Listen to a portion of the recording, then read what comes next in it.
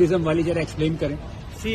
मैं ये बताना चाहता हूँ कि हम जो हैं वो ट्रूली सेंस में सेकुलर नहीं है, और जिस तरह से आर्टिकल 27 का मर्डर हो रहा है उसका जीता जाता उदाहरण है 3,200 करोड़ रुपए का सेंट्रल गवर्नमेंट का बजटरी प्रोविजन, जिसमें वक्फ को इंटरेस्ट फ्री लोन दिया जा रहा है। यूपीएससी कोचिंग के लिए मुस्लिम समाज के लोगों को फ्री कोचिंग की व्यवस्था की जा रही है, और उस 3,200 करोड़ रुपए के लिए माइनॉरिटीज में बहुत सारी स्कीम्स फ्लोट की जा रही हैं, जिसका सिर्फ और सिर्फ बेनिफिट मुस्लिम समाज के लोगों को मिलता है।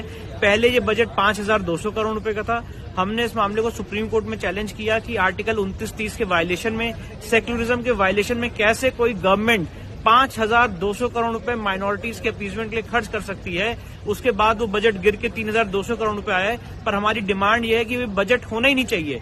जो सरदार वल्लभ भाई पटेल ने आर्ग्यूमेंट किया था संविधान सभा में कि माइनॉरिटीज के लिए कोई स्पेशल ऑफिसर नहीं होना चाहिए और माइनॉरिटीज को अलग चश्मे से नहीं देखना चाहिए, आज उन सारी चीजों का वायलेशन करते हुए, हमारे संविधान निर्माताओं के फोरफादर्स के विजन का वायलेशन करते हुए इन लोगों को अलग चश्मे से देखा जा रहा है और डिफरेंट स्कीम्स इनके लिए लाई गई हैं जिनका ये लोग बेनिफिट उठा रहे हैं। और ये अभी भी स्कीम चल रही है। Yes, 3,200 crore central government budgetary provision of this session.